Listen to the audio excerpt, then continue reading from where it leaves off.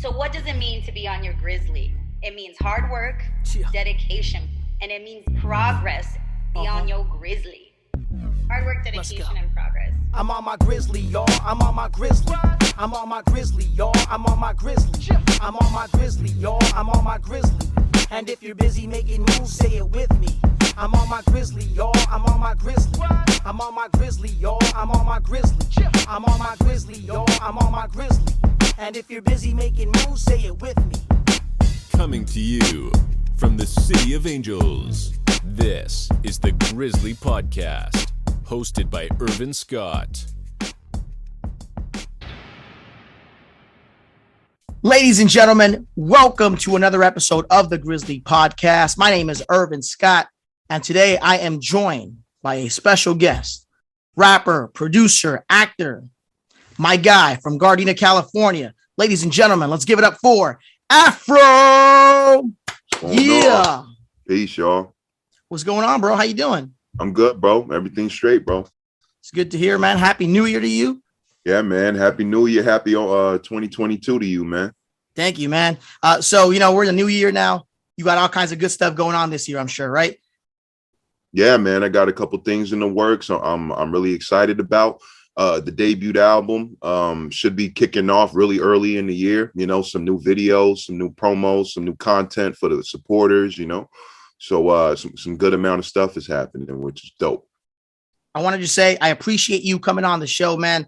This is the Grizzly Podcast. And what that basically means, man, what we do here, the show is about people such as yourself who are constantly on their grind. They're constantly on their hustle. And you're somebody that I feel embodies that, man. So when there was an opportunity to bring you on the show, I said, you know what, man, I got to bring my guy AFRO on because he's been on this hustle for quite some time now. And the fact that you're very young, man, you've been doing it at an early age. You're still young today.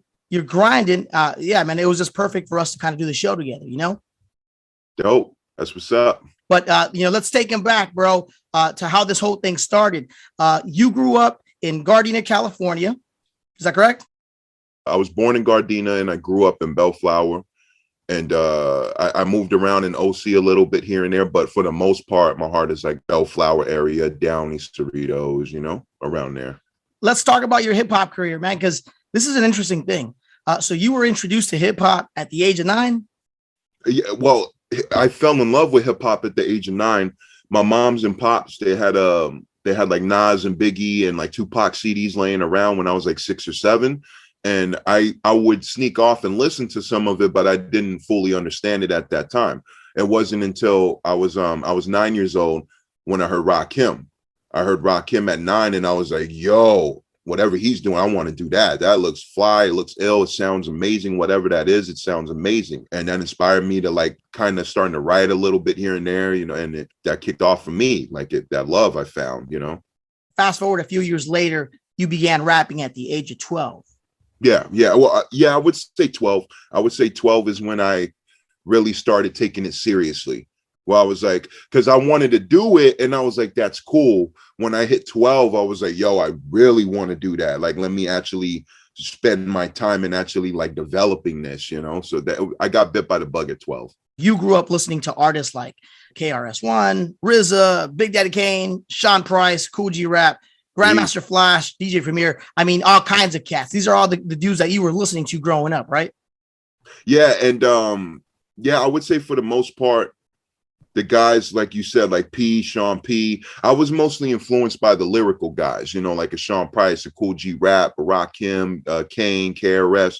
I was influenced a lot by those guys as far as developing the style, and when it came to like either personality or like influences like that, I would say like Pimp C or like Dirty. Obviously Dirty, I got, my fans know, but I got Dirty on my arm right here. It's kind of blurring right now, but that's Dirty. And a lot of that personality I got influenced by too, that craziness. So yeah, I got like all these different MCs that I'm influenced by, because there's so many like MCs that you're influenced by. I gotta ask, because as a kid, you don't really just like become hip to something like that. So were your parents listening to some of these cats as well? Like Sean Price, you know, that's not your average like go-to rapper right away. You know what I'm saying? Like, I don't think parents just kind of know about Sean Price like that. By the way, RIP to Sean Price, man, talented dude. You know, but like my parents knew about Pac and Big, but like a Sean Price, those type of cats, like those lyrical dudes. How do you go? Like, how did you find that type of artist as a kid? Well, I discovered like P and like Rakim and King, those guys I discovered myself. A lot of it, I'm going to give credit to YouTube, because I was 11, 12 years old, 10 years old, surfing YouTube all the time. And Rakim would pop up, KRS would pop up in recommended searches. And I'd be like, yo, what's that? So I'd click on that. And that's how I discovered a lot of people's discographies, a lot of like people's catalogs. Was the recommended searches and stuff. If you watch Microphone Fiend by Rakim, Jack of Spades by KRS-One is going to pop up in the recommended search. So it's like, I mean, in the recommendation. So I'm like, oh shit, click on that, and I'm like, oh, what's this? So that's how I found a lot of those guys. You know, being that you were influenced by so many like hip hop artists, from you know your average cool dope rappers to your lyrical MCs, you know, definitely it got you thinking. You know, I got to continue to do this thing. You know, you wanted to sharpen your pen game. So at the age of 13, you began recording mixtape projects just to kind of brushing up the old skills, right? Just to brush up the pen game. Tell us about that. How did that whole process come about? Yeah, man. So I remember first thing I ever recorded, I was 13. And shout out my boy DJ. He went by Gorilla D at the time. But that's my bro DJ. We went to school together, him and his bro Aaron. And that was my crew, you know, when in school. Like they wanted to record, they rap, they were dope MCs.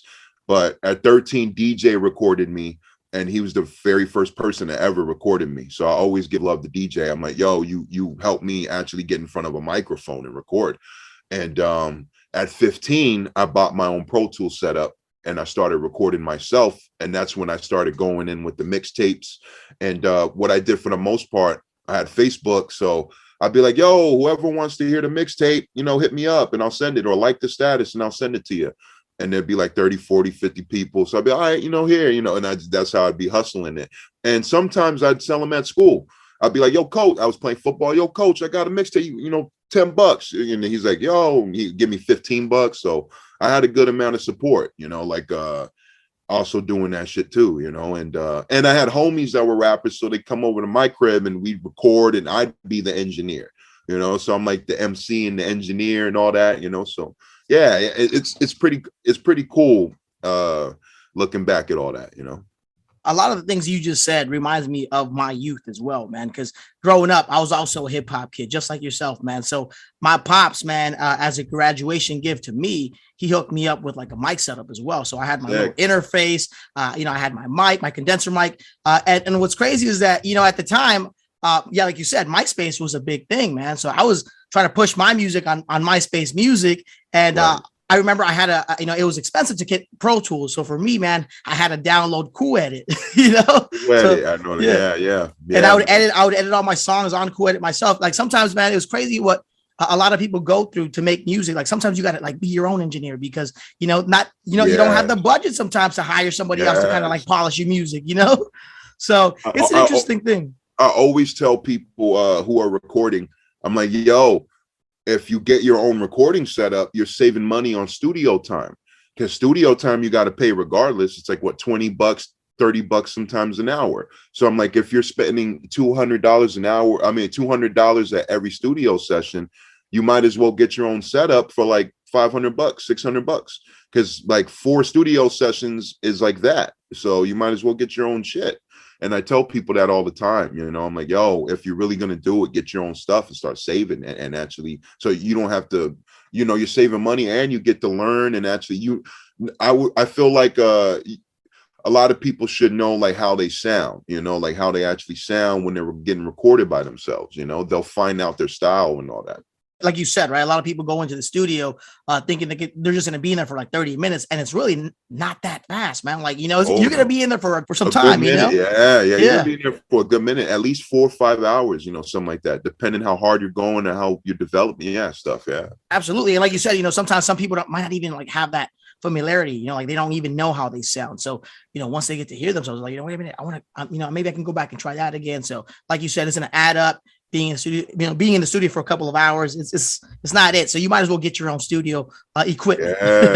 Yeah. That's what I recommend. But yeah. It's cool to hear that you had a lot of support growing up. You had homies, you had your football coach, or you had just teachers in general, man. The fact that they were kind of around you and just always being positive about your music. How does that feel, man? Is that like a good feeling to have?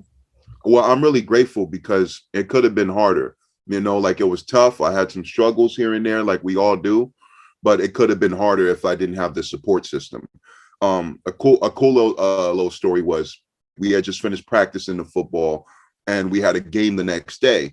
And I'm like, yo, I'm pretty much, I'm an offensive lineman. So I'm just kind of doing the back thing. I'm just pushing and shit like that, So I'm going to try to take it easy. But I want to also, I think I had like a talent show or audition I had to do, like for rapping and stuff. And my coach was like, yo, they call me Big Jim in school. They're like, Big Jim, don't worry about it, yo. He's like, go do your thing. The team will be fine. And when you come back, we'll be ready, just, take that day and go write your rhyme. So my football coaches were super supportive and I'm still cool with them to this day. And some teachers here and there, I'd be writing in class because I did all my work and they seen that. They were like, yo, you did your work. Just write. Go ahead, do your thing, bro. Write. Look at my writing and they'd be like, wow, I like this. This is actually cool. So I'm like, okay, like, all right, I think I'm doing something right. Yeah, that's dope, man. It's always cool when a teacher compliments you on your rap skills because, they know that you have the talent. And if they can support you and just, kind of, basically motivate you along the way to continue to do that, as long as you're doing your work, I think it should be fine. This is super random, but one of my happy things I got to do is I put my math teacher, my 8th grade math teacher, on Jay Dilla beats. He never heard Jay Dilla before. Okay. And I remember when I put him on, he hit me back and like on the Instagram and he was like, these Jay Dilla beats are so soothing and so calming and awesome. I was like, dope. The fact that like hip hop is universal, man. Like it don't matter like what age you are. It don't matter what race you are. Like obviously, hip hop just kind of like, it speaks to everybody. The fact that you were able to put your teacher on some Jay Dilla beats, man, that's amazing to me because, a lot of people think that hip hop is just what they hear on the radio, like misogynistic, like talking about gats and shit like that. And there's more to it than that, man. I mean, just the fact that he heard the Jay Dilla instrumentals, man, like that was a whole thing in itself. Like I always tell people, man, like give hip hop a chance. If you've never listened to it, like there's more to it than just like, swearing and like talking about money and cars, There's so much. Yeah, there's so much to hip hop. Like at the same time, as much as I love Devin and Dude or Too Short, there's also a Public Enemy and there's also, Aesop Rock and all these like incredible lyricists and incredible, content, with these guys. Like the hip hop is so diverse and there's so many subjects and so many lanes and so many rhyme schemes, so many MCs, so many different styles. So I feel like a lot of people outside of hip hop, like let's say like the news people or whatever, a lot of like, those type of guys, they like to pigeonhole hip hop and be like, it's all one. All they do is just disrespect and all that. I'm like, yo, there's so much beautiful hip hop out there. That's not just that if that's not what you're looking for. If you're not feeling that, then go listen to some Public Enemy or go listen to some, there's all different content out there, for anybody. And if you like the ignorant stuff, then there's Too Shorter. There's the stuff like that, I like that stuff too. So there's all types of hip hop, The fact that there's more to hip hop than what you just hear on the radio. So, if you love music and if you want to discover like actual hip hop with substance, listen to, cats outside of the radio. I mean, my man Afro here, he's all over the place. He's on digital platforms. So, make sure you guys kind of like open your mind and that type of shit. At the age of 17, you gained widespread recognition, man, for submitting your audio over to RA, right? Like you freestyled over the definition of rap flow, right? It was a contest he had going on YouTube. Yeah, it was a contest. It was on social media, and I had Facebook, and I remember it was literally a day before my 17th birthday. I submitted it August 28th. My 17th birthday was August 29th. So literally the day before, like my last day of being 16. I submitted definition of a rap flow. My boy, shout out Blind Toxic, my boy Carlos, that's still my dude. He helped me record a lot when I was like 16-ish, around that area. I'd like to branch out and like go to homies and stuff and see, he made beats too. He was sick. So I was like, yo, I need help. I was like, my computer's kind of acting funky. I don't know what to do. You know, I need some help. And he was like, yo, I got you. I'll record it for you. I got you. So he's sick. He helped me out with that. I submitted it. And honestly, I didn't want to win the contest. I know that sounds crazy. R-Ray, a lot of people don't know, but R-Ray's been like my favorite MC since I was 13 years old. Like 13, 14-ish. Like first song I heard was L.I.'s Finest, then I heard Uncommon Valor, then I heard Super, and I was like, yo, this guy's incredible. And I looked more into his stuff. So he quickly became like my favorite MC. So I was like, yo, I just want R to hear my shit. I just want him to hear my track. And that's it. If he hears it, cool, dope. You know, like that's all I'm looking for. So I got a little more than I was looking for. He submitted the thing. He posted it on Facebook. He was like, yo, this kid is incredible. And I was in that shit is crazy because he didn't like pick it up immediately. It took like 2 weeks or something like that for him to find it, for him to find my joint. And while that was going on, I got in a bad car accident and I broke 9 ribs and 2 bones in my vertebrae. So I got banged up in that car accident. And I was like, yo, I don't think I could rap anymore. I was scared for my lungs. So I was like, I don't know if my lungs are the same.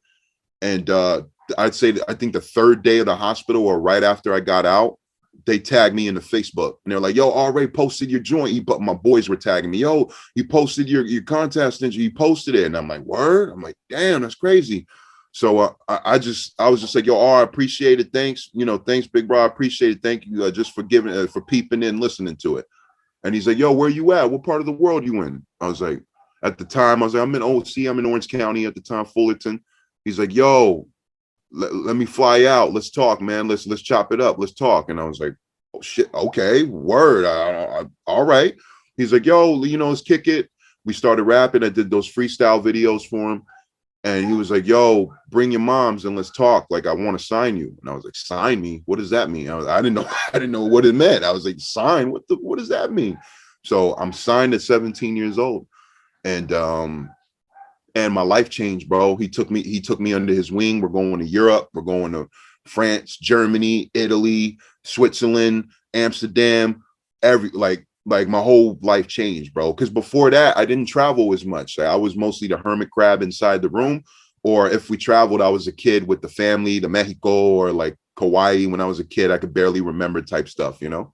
So when he picked me up, my whole life changed, yo.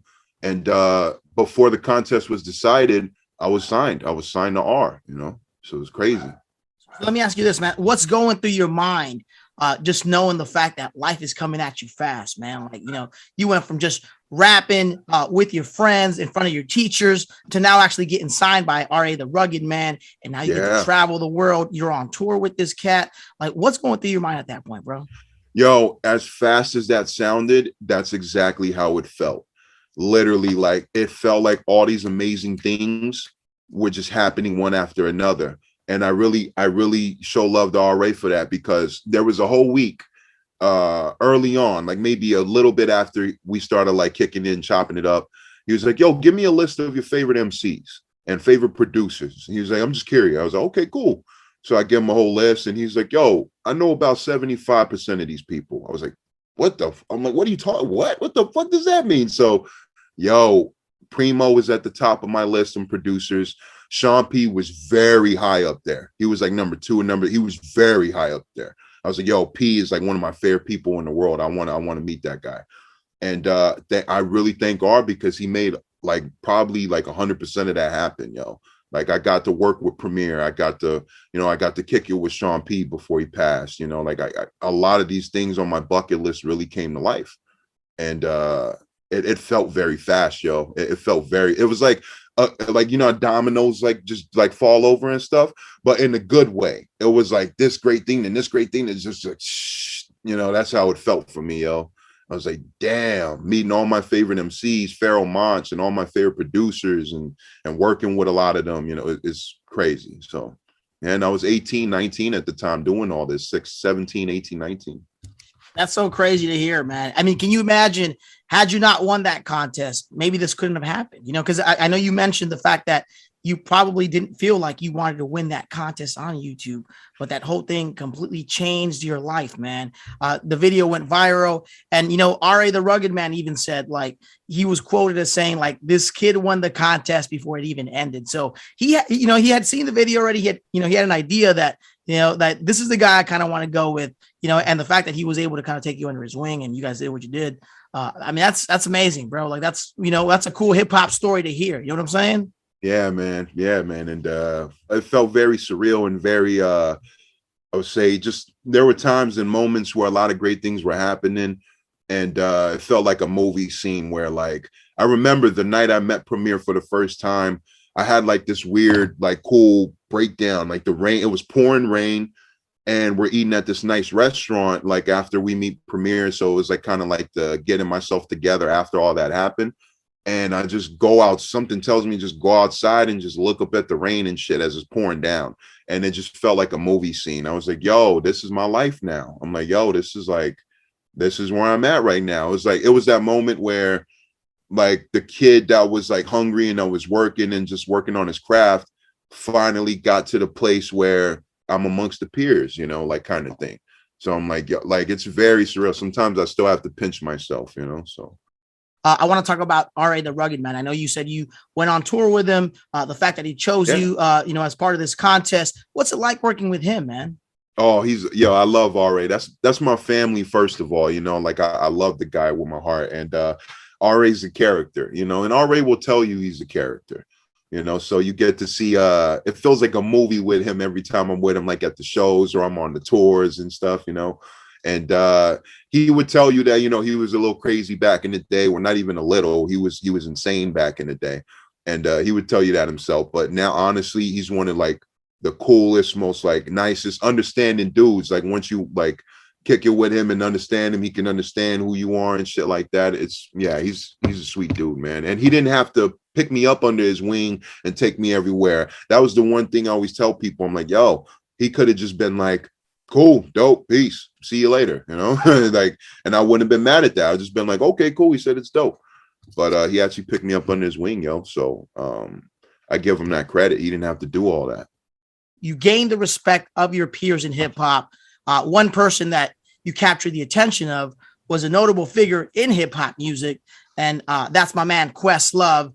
Questlove, he was actually quoted as saying, Afro is the future of hip hop, man. So, and that's going to eventually lead to other things. So let's talk about your relationship with Questlove. No, Quest was really cool, man. They treated me really cool when I only met him once, and that was at the Jimmy Fallon at the show. I got to meet the Roots guys, at the band, the band members. And I remember Quest asked me before he performed, he's like, yo, what tempo do you want to beat? So it was cool. I was like, yo, I get to pick what tempo I want for the band to play and stuff. I was like, dope. I was like, that's sick. And he was just a real cool dude. He's a giant too. He's like probably like an inch taller than me or something. I'm 6'3".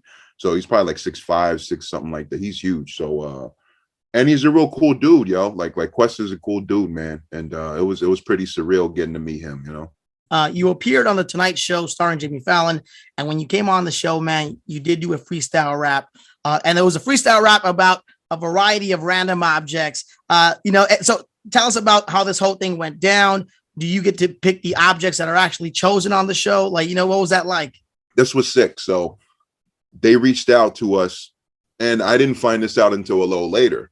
I thought, like, we reached out to them somehow or something, but R and the label told me, they were like, no, like they reached out to you through email or something like that, and they asked if you could be on the show. They came across the freestyle videos on YouTube.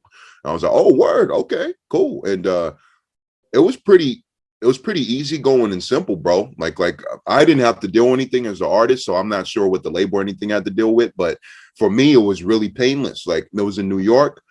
I got my big bro Scrooge with me. Scrooge is like RA's part of like all New York family and stuff like that. They're New York family, so I had Scrooge with me, and just in case anything, he's like my backup. I have backup with me, and it's not even that crazy, but you never know. So I'm like, yo, I got Scrooge with me, and sick, yo, like sick. The Jimmy Fallon experience was sick. I got to one of my coolest encounters ever was with Jeff Goldblum. It was so random, but it was the illest shit ever, yo. So me and Scrooge are kicking it backstage. We're just like, you know, seeing all the costume and all these people run by, and everybody's frantic. On set, it's always frantic. It's like, everybody's running everywhere. So we're just looking and we're like, yo, this is cool. And we see Jeff Goldblum randomly. This dude's like 6'5", like skinny, you know, in a suit. And he looks over at me and Scrooge and he's like, "What's up?" And we're like, "Oh shit, what?" Like, and Scrooge is bugging out because he was like, "Yo, I love deep cover. Yo, I love that, you know, deep cover. That's my joint." So we start bugging out, and he comes over and he doesn't know Scrooge a day in his life. He comes up and bear hugs Scrooge. Like, and Scrooge is the shooter. Scrooge, you know, Scrooge is the New York dude. He's like, "Yo, my cheesy, yo." And Jeff Goldblum bear hugs Scrooge, and Scrooge is like, "Yo." So we're like bugging out, and we got pics. So like Jeff Goldblum's like the coolest dude of all time. It was the most random stuff, but that was at the Jimmy Fallon thing. And the Jay Leno experience was random, but it was cool. I'm like, because I didn't know, honestly, I didn't know how I felt after the performance on Jimmy Fallon. You know, they let me, I didn't know the items beforehand. They were like, "Yo, you show up and you rap, whatever we pick up out the box." I'm like, cool. So I'm like, I don't know how I really felt. And I'm walking backstage after I'm done. And I just hear, I have my head down and shit, you know, I get like some mood swings and shit when I'm like in big moments like that. Cause it's like a roller coaster, you know, you're like, damn. So I hear, "Hey, I like that. That was cool. I like that." And I look up and it's Jay Leno.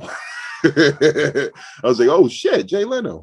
He was like, yeah, good job. So yeah, Jimmy Fallon, that experience was just cool, bro. I was there, but I was like an observer too. I was there and just like kind of playing the back seat and just watching everything, you know.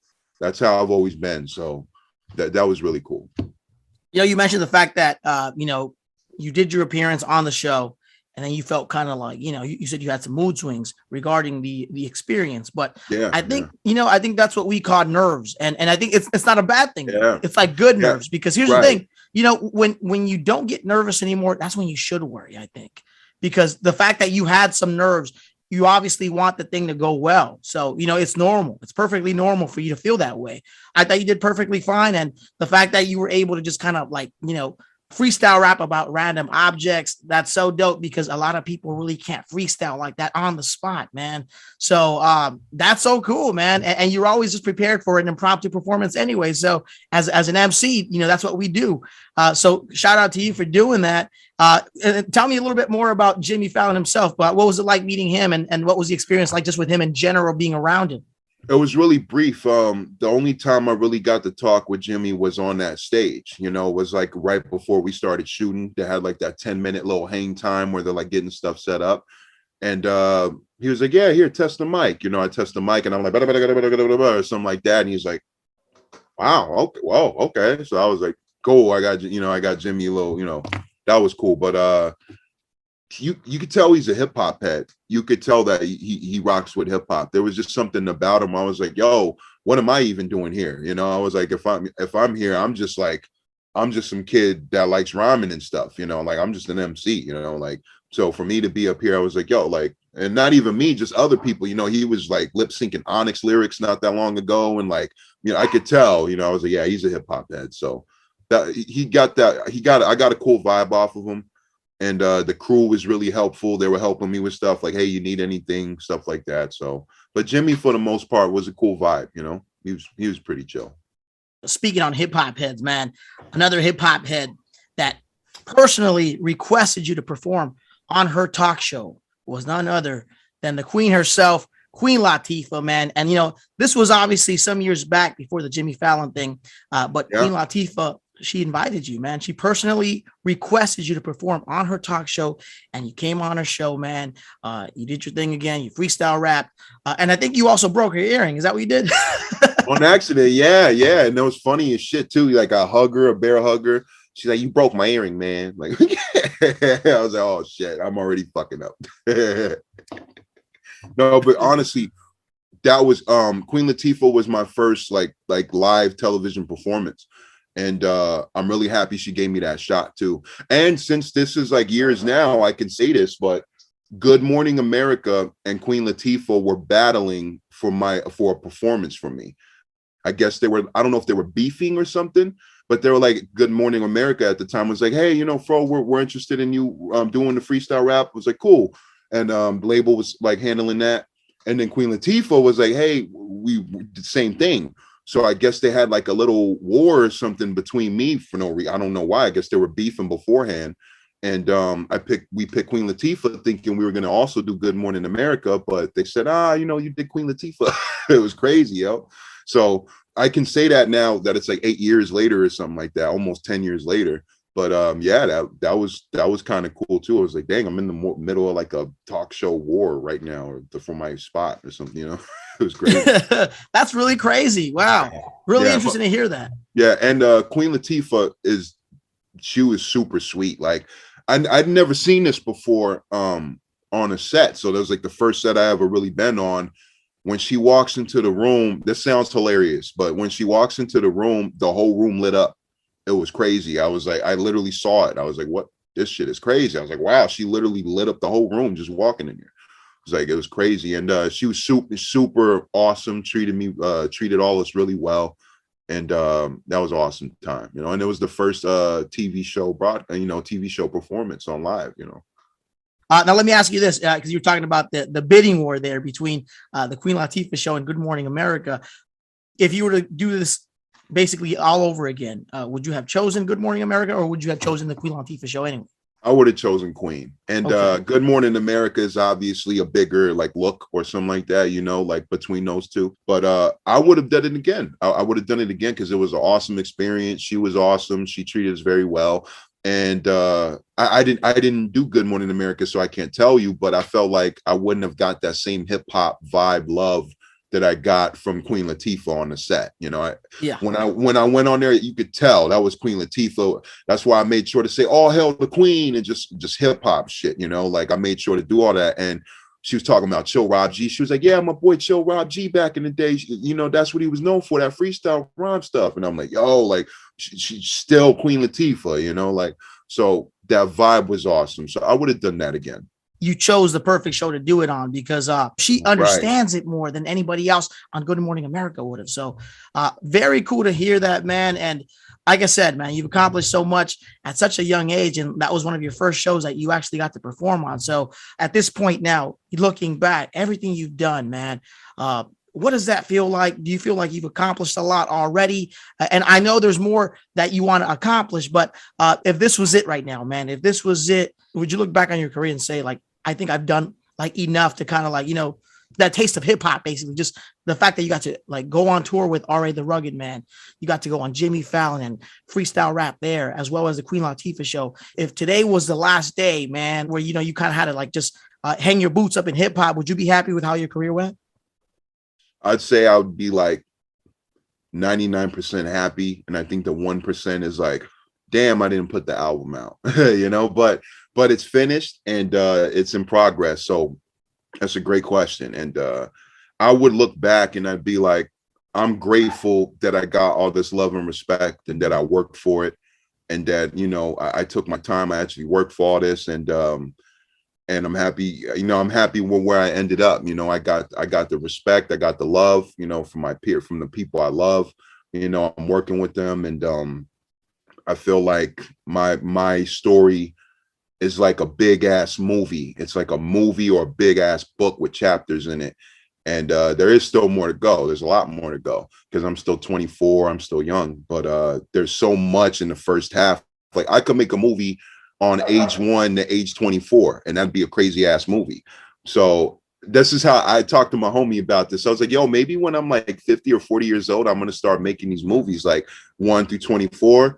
And then like, you know, 30 to like 50 or 60. And then later on when I'm older, you know, like I've thought about it. And that's how I literally look at my life is like, yo, the first half is crazy. Then the middle is going to be crazy. Then the end's going to be, you know, yeah, that's how I feel about it. You're obviously still very young and there's more to accomplish later down the line. But like you mentioned, there's just so many things that you kind of experience, all these moments, all these cool moments that just kind of stand out.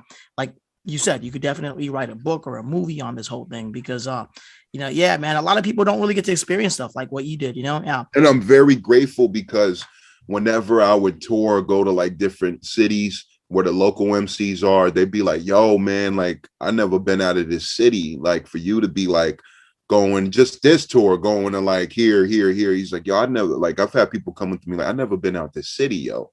Like, I'm 40 years old and I've never like rhymed in another city. It's just my home, you know? And I'm like, and they're like, yo, they're like, I support you and just like going everywhere and being able to do what you do, you know, like, you know, fearless, you know, like going to different places and just showing up like, all right, this is what we do. And I really appreciate that. I know I really appreciated that, them saying that to me. It was like, damn, I felt like the kid that was like, for a second, I was stuck in the room all the time. So for me to be able to be here and be like, yeah, I've honestly seen about like maybe 60% of the world, 55% of the world. And that's still a lot to me. So it's like, yo, so like I'm more than happy than where I am right now, but there's still a lot to do. There's still like, I still have a lot of stuff I want to do. And I feel like it's gearing up. The wheels are turning. So that's good.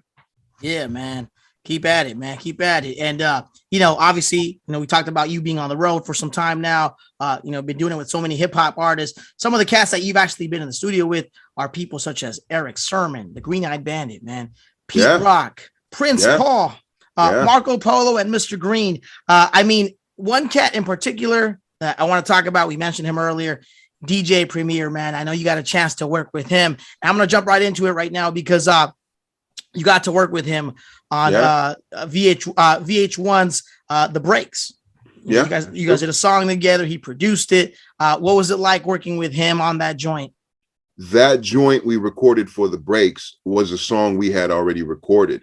Me and Premier made 11 tracks in 2 weeks. We recorded, like, he tailor-made probably like, I would say 7 out of 11 for those for me. So we're sitting probably 2 weeks chilling, smoking, making beats. I'm watching him, like 13-year-old me's going crazy because like I'm literally watching Preem put the vinyl on. We're listening to the sample together. He's like, that right there, puts it on, programs the drums, starts like chopping up the sample. I'm like, yo, I'm literally watching Premier make beats, like and Taylor making them. So 2 weeks straight, we're making joints.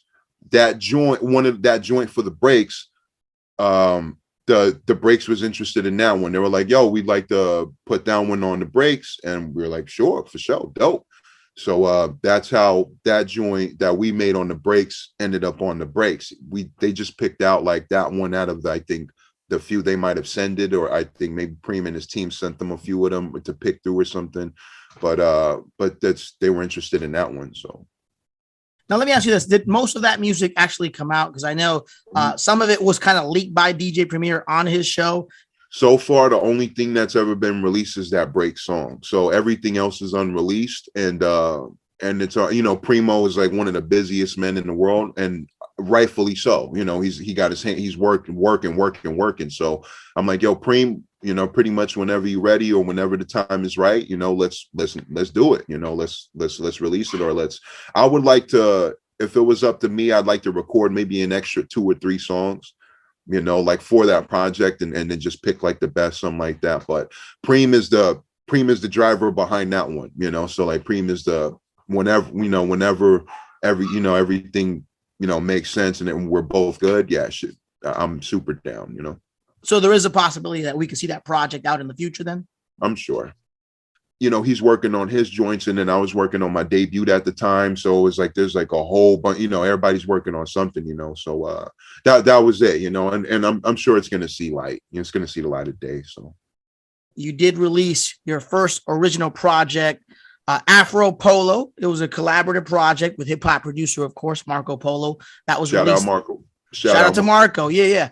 And that was released on July 15th in 2016, man. That was dope because, like you said, that was my first original project. So being able to see like, you know, CDs and vinyls and stuff pressed, and it got my face on there, like officially original stuff. I'm like, dope. You know, I had never seen that before. I was so used to mixtapes and so used to me rhyming over other people like YouTube beats. For me to see Afro Polo on CDs and vinyl, I'm like, yo, this is wow, this is how it feels, you know. So I got that, I got the taste of that, you know, with Afro Polo, and working with Marco was really dope. It was super painless, you know. We the only thing that sucked was that he lives on the 5th floor of the apartment, so you got to walk every time you go there. You got to walk up 5 flights of stairs to get to his crib, yo. That was the only thing, but but every time I'd go in there, I think we worked on Afro Polo, same thing, like 2 weeks or something like that, maybe a month, maybe less than a month. So I would go over there and he'd have beats playing sometimes. I'd be walking up the stairs and you'd hear the beat and you're like, that's Marco. I know it is. And I'd walk in there and I'm like, damn, what is this beat? I'd hear like Joe Jackson, or I'd hear beats like that. And I'm like, yo, can I have that? He's like, yeah. I'm like, that's mine, you know? So working with Marco was super dope, you know? And real quick, shout out to him, because we got Pharoah Monch on the Afro Polo. He's like the only MC feature on there. And Marco made that happen, yo, you know, because I got to meet Pharoah through RA. You know, he was on the list of my favorite MCs. So we had like chopped it up and I got to talk with him. I'm like, dope.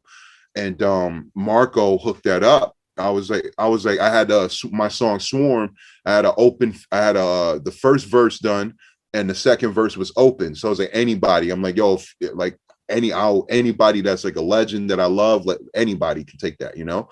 And Marco surprised me one day. He calls me. He's like, yo, check your email, but stay on the phone. I was like, all right, what does that mean? I was all right. I'm checking my email and it says Swarm featuring Pharoah Monch, like rough draft. I was like, what the fuck? I was like, is that real? He's like, yeah, I got Pharoah on there. I was like, how the fuck did you do that? I was like, you got So that was, shout out to Marco for that one, you know? And he was really high up there on my bucket list, and I got to work with him. You mentioned Pharoah Monch, man. That's one of my favorite lyricists as well. What's it like working with him, man? Well, it was sick. I didn't get to work in the studio with Pharoah. It was through the email, but it was still like, it was super, like me and him, that's like my big bro. So we're like, I consider him like pretty much family, you know, he's in like my family circle. Like I love that guy. So getting to work with him, it was like through Marco, but that was the one time I worked with him, and it was just how that happened. It was really wow, you know. And it was a minute too. I think a few like months had passed, and I had like totally forgot about the Swarm song. And I was like, dang, you know, or not months, because it took like a month to make or something, 2 months or something. I think like a week or something passed by. It was a good amount of time. And then he hit me with that call. He was like, yo, check your email. And I was, oh, damn. You know, so it was sick. Working with Pharoah was like awesome. It got to check it off the bucket list, you know. That's that dude, man. Shout out to Pharoah Monch. One of my favorite albums is Desire. You know, that's one project I can always go back to and just kind of listen to, man. Obviously, I mean, he's got a lot of like albums he's made, obviously, but that's like the one go-to for me. Like that's like the go-to album for me because I always listen to that. I think it's a dope project, man. Yeah, his PTSD album, I think, was my favorite album of 2014. It was really up there. It was like arguably my favorite album of that year. That album was like my most played album that year. So like listening to PSD, I get like all these memories of like that year and stuff. I'm like, damn, you know? Yeah, gotta love hip hop, man. So much good music out there. I'm telling you, man. Like if you love hip hop, if you don't know hip hop the way we do, man, do yourself a favor, get familiar with it because there's so much cool music out there and so many talented artists out there as well. And speaking of hip hop, man, let's talk about we talked about it earlier. We talked about your collaboration with DJ Premier for VH1's The Breaks. But yeah, let's talk about that. You played the role of D. Rome in VH1's hip hop drama film The Breaks. You also appeared in 3 episodes of the TV series as well, right? Yeah, man. That was really cool. So shout out to Premier's manager, Ian. He got me to audition for The Breaks, you know, and I still had to work for it. I still had to audition, but it was really cool how it was put together. When I auditioned, Ian hooked it up. I get to the offices. I had to go through, I believe, 3 rounds of auditioning. So the first time it was solo, I remember I was like, okay, cool. I hope I did okay. And then they were like, hey, they want you to go back. And this was in New York.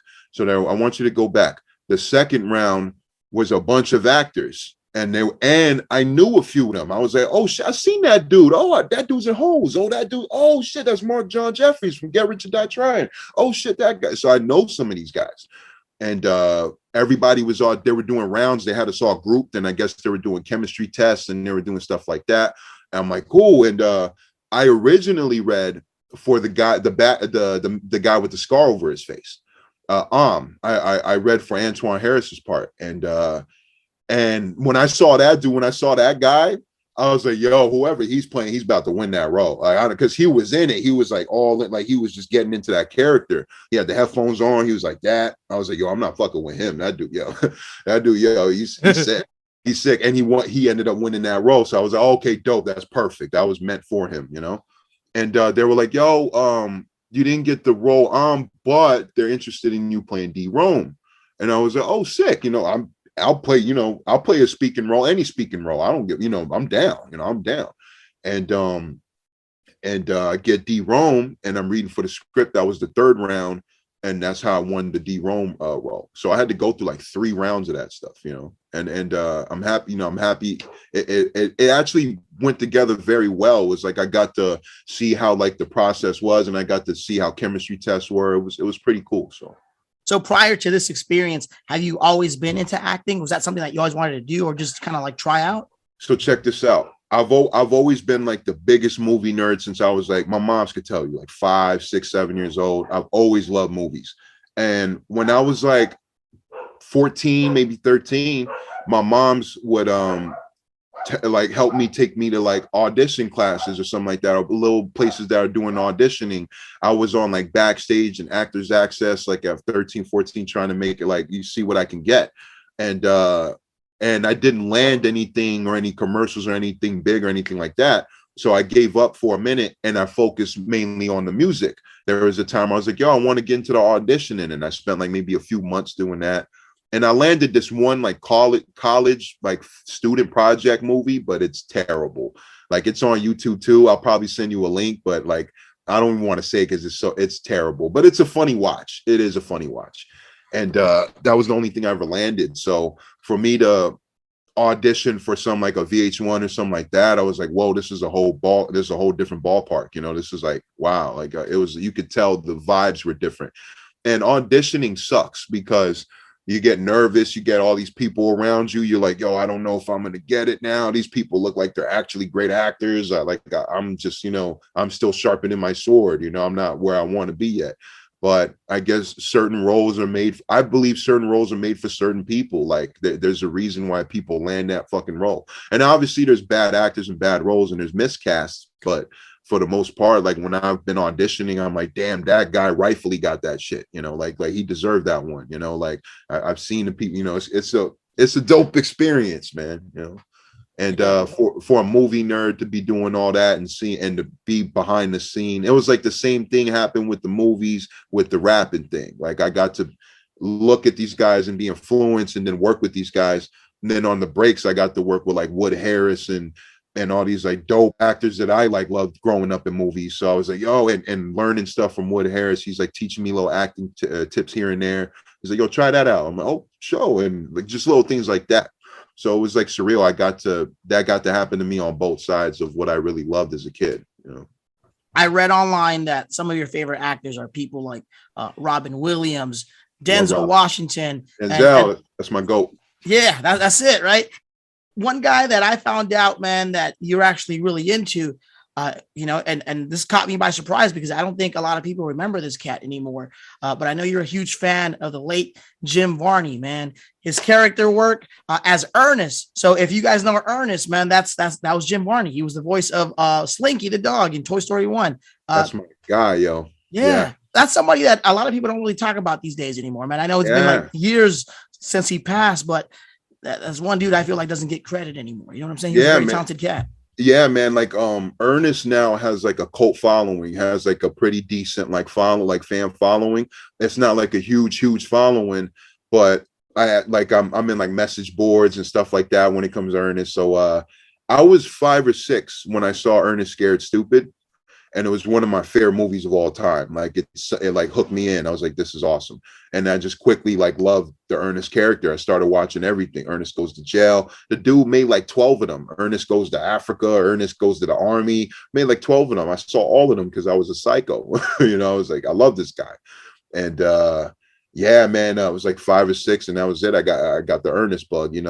That's my dude. That still is. Like every time I'm in like movie debates or I'm in movie like talks, I go in some pretty big movie message boards where there's a lot of people, and I'm like, yo, anybody watch Ernest Scared Stupid on Halloween? Like anybody, yo, and I get people like, yeah, So there's some nerds out there like me for sure. But that's my guy, yo. I got a big Ernest Scared Stupid poster in this fucking room right now. So that's my dude, yo. Yeah. R.I.P. Jim Varney, man. And we're talking about movies here too. One of your favorite movies is the all-time classic, man, Day of the Dead. You have like a mix of like interests here. You like the Jim Varney stuff, which is like comedy, and then you like the horror stuff, like Day of the Dead. Oh, I love everything, yo. Like movies, like all genres. I love foreign movies. I love all types of movies, but horror might be my favorite genre. And my favorite movie of all time is Day of the Dead. And the reason is I think it's romantic because my favorite director of all time is George A. Romero. That's my favorite filmmaker. Like Creep Show, everything, Monkey Shines, everything. So Day of the Dead.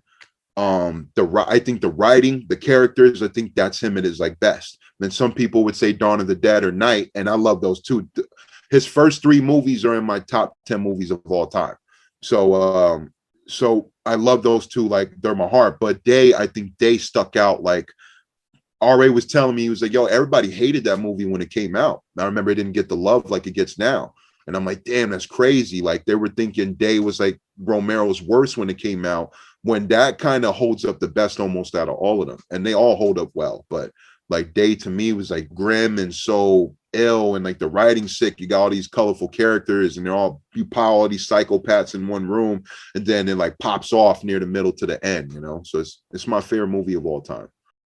Speaking of George A. Romero, is it true you have you have his name tattooed on your forearm? Is that true? Yeah, it's true. Right here. Okay. Right. Oh shit, that's dope. Okay, so you're a diehard fan, bro. Oh yeah, absolutely. You grew up loving films, but you also write screenplays as well. Is this true? Something that you do during your off time? Man. Absolutely. I absolutely write scripts. I have a bunch of them, bro. I got like maybe like 10 finished and I got 30 that are unfinished. Like I always think of movie plots and stuff. So I have scatterbrain really bad. So I'll think of a movie plot and I'll be like, sick. I'll write that down and push it to the side. I have different genres. I got sci-fi, action, horror, drama, comedy. I got everything. So I'll be like, yo, I'm in a funny mood. Let me write something funny. Or I just saw Michael, Halloween Kills. Now I want to now I want to finish this killer movie I got, I got all types of stuff. So, and what I want to really do is actually make films. Like I want to make movies in like the next 3, 4, 5 years or something. I really want to start going at it. And the reason why I want to give myself some time is for the fans. I want to give them the music. I want to give them the music first. So I'm like, yo, y'all have plenty, at least for now. And I'm not going to go away from the music. I just want to work on the films, take my time on that for like a good few years and then jump back and forth. I'll release an album, then I'll work on the movie, then I'll release an album and go back and forth, So that's what I really want to do. Very dope, man. One thing I want to talk about too is your current project that you've got in the works right now. Let's talk about the album that you're planning on dropping this year. If you're able to give us if you were able to give us some details on this project, as far as like, who's behind it, as far as production wise, artists that you're featuring. And I know you do some production work yourself, but what can we expect from this current project that you've got in the works right now? Yeah, man. So I'm super excited, yo. It's been a couple years in the making. I got some pretty dope producers. Like I got some legends on there. I'm really proud of one feature that I don't want to spill yet, but one feature I got on there, I was like, damn, like it comes from the heart, So I'm really, really happy with a lot of the future work on there. But for the most part, it is like, it's me. I got some good features on there. I got shout out Inspector Deck. I got, I got Chubb Rock, shout out Chubb Rock, and you said Eric Sermon. I got an Eric joint on there. So I got some cats I love on there, and RA obviously is on there, and but the one feature I'm gonna let everybody wait for that one. But what do you call it? Yeah, I've been working, man. We got it mastered. I mean, we got it mixed. It's finally mixed. They're in process of mastering it. I think it's like half mastered now, but it takes like a day or two to master. And then we're gonna work on the promo and get the videos out for the supporters so we're gonna plan on dropping like a video every other few weeks or something like that. Get it more consistent. That's definitely a project that you got in the works. So can we expect it in 2022 as well? Yeah, I'm going for 2022. I don't have an exact date yet, but the label's helping me with it. We're getting the promo together right now, making sure everything's straight.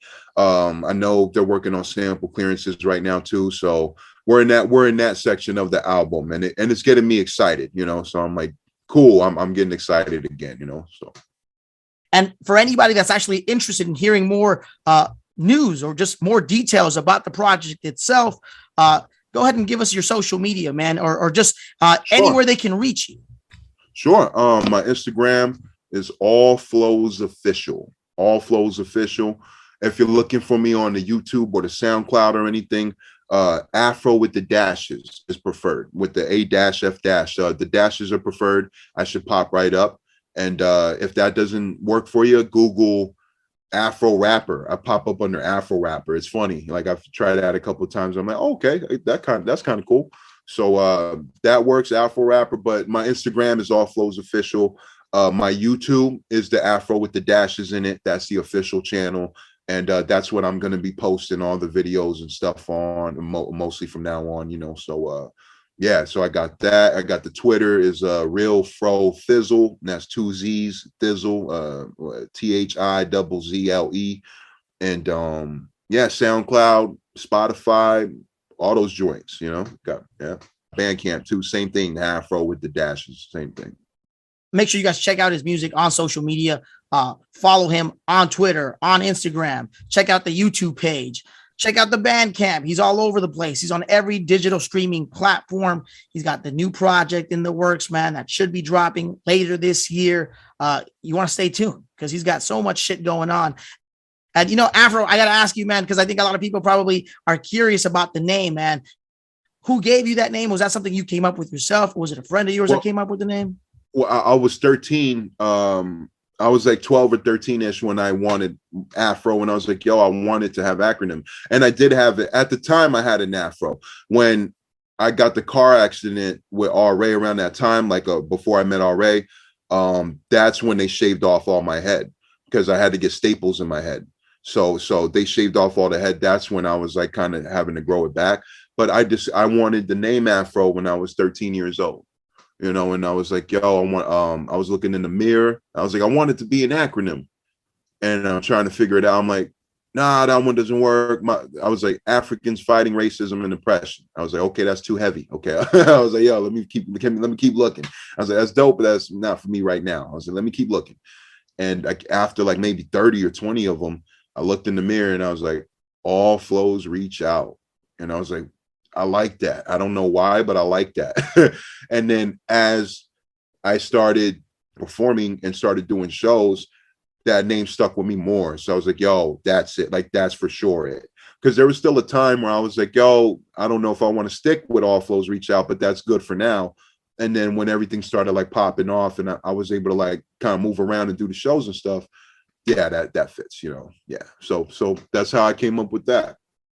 Afro, man, for anybody listening to this show right now or even watching this show, our viewers here, our listeners, they're all constantly grinding. They're on their hustle. Everybody's just working, trying to get ahead out here, man. If you were to offer anybody any advice as far as like pursuing your dreams, just reaching your goals, what would you say to these people? What would you say to anybody that's just trying to accomplish their goals? I would say there's a lot of things to it, but I would say just make sure to maintain your integrity. Make sure that you're still yourself at the same time. You're going to change through this game and all that, but make sure that what you started off with is still the same reason why you're still going. That hunger, don't lose that hunger. I can admit that through the years, there was like a period of time where I lost the hunger a little bit. And I was just like, I'm chilling, whatever, And I didn't realize that until a little later, and it kicked back with me. I was okay, I got to find that hunger again.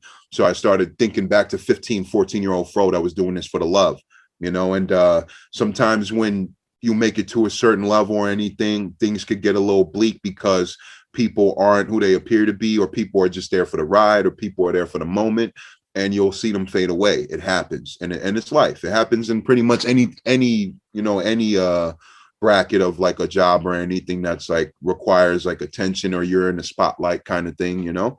So people are going to come and go, and it's always important that you maintain who you are and your integrity, and don't let people push you over either.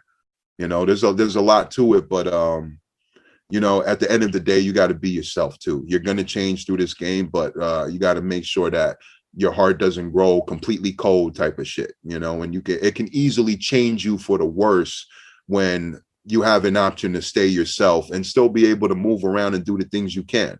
You know, there were times where I could have easily sold out or something like that, you know, but I didn't. You know, I didn't. I had a lot of opportunities to do that, and I was like, you know what? Nah, you know, I'm gonna go to the route that I feel is more me. And if I suffer a little bit of that because of the attention or whatever it is, or like the bigger moves or whatever, I don't mind, because something was telling me to, you know, no, don't do that. You know, go the other route. Something was telling me to do that, and I'm happy with the results I made. So for anybody out there, just keep pushing. If you're an MC, you know, take time on your craft and really sharpen your sword. If you're a beat maker, sharpen your sword. I do this when I make beats, I'm making sure my shit is like as good as it could possibly be, you know. And it's like, and I still have a lot to work on. I'm not at that level yet where I'm like, yeah, I'm straight. No, I'm still working on the shit. And I've been making beats for like 8 years, you know, and I've been rhyming for over 10 years, you know, and I'm still working on it. I'm still finding styles. So you're going to learn. You're always going to learn. And one of my favorite quotes I heard Rakim say, he's like, yo, I'm 50 years old and I'm still learning. He's like, I'm still learning, yo. So I'm like, damn, like crazy, yo. So that's what I would give to them, yo. I'd be like, yo, just maintain your integrity while you're doing this shit, and sharpen your sword, and actually practice your craft. You know, like sharpen your craft, yo. Yeah. Well said. I agree, man. You're never too old to stop learning. You know, you always want to hone your craft. You want to get better at everything you do. So, you know, that's one good thing to kind of take away from the interview here. You know, my man Afro said it best. You know what I'm saying? So continue to learn. Never stop practicing. You know what I'm saying? Yeah. It's always something that we want to do just to better ourselves as people. Practice as much as you can. Like as much as you can. Yeah. Yo, Afro, thank you again, man, for coming on the show. We appreciate you stopping by and just dropping all these gems, man. Basically talking about your career, to giving advice to people that are actually just chasing their dreams. So one more time, man, if we can get that social media from you so that everybody can stay connected and follow you on social media, they can keep up with everything that's going on with you and your career. My Instagram is All Flows Official. All Flows Official. My Twitter is Real Fro Thizzle, THIZZLE. My website is frothizzle.com. SoundCloud, Bandcamp, Spotify is all Afro with the dashes. So if you look up A-F-R-O, should pop up. And Google Afro Rapper, that works in case, you know, the Afro is a little too weird. And the album's coming real soon. We're working on promo and stuff. So I would say expect it around the first 2 or 3 months of 2022, and it's coming real soon, yo. So, and videos are dropping soon too, like some singles and stuff like that from the album. We should be dropping some shit too soon. So, Afro, stay on your Grizzly, bro. Word, I hear that. I like that. That's what's up. Take it easy, bro. All right, my bro. Get it pop. Let's get it. Yo, that's what I'm talking about. Follow the Grizzly Podcast on Apple Podcasts, Spotify, Google Podcasts, iHeartRadio, and many more apps to have our episodes delivered right to your iPhone, Android, or any other device whenever they're released.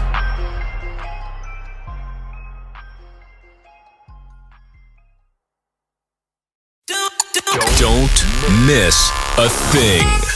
Subscribe to the Grizzly Podcast YouTube channel to access full episodes, video clips, and more on YouTube.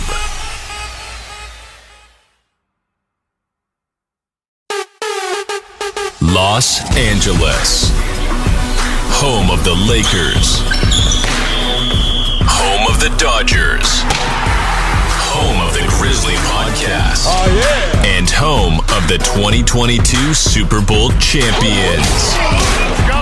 Congratulations to the Los Angeles Rams for their Super Bowl 56 win. It's LA all day, baby.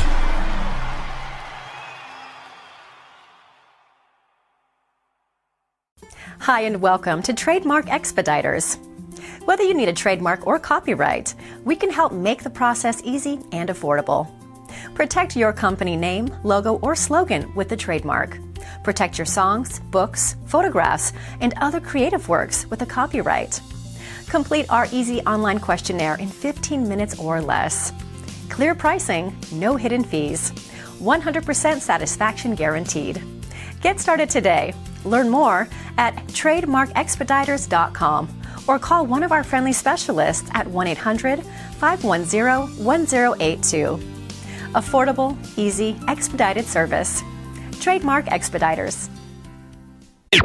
Yo, turn it up. Hard work, dedication, and progress. Stay on your Grizzly. Yeah.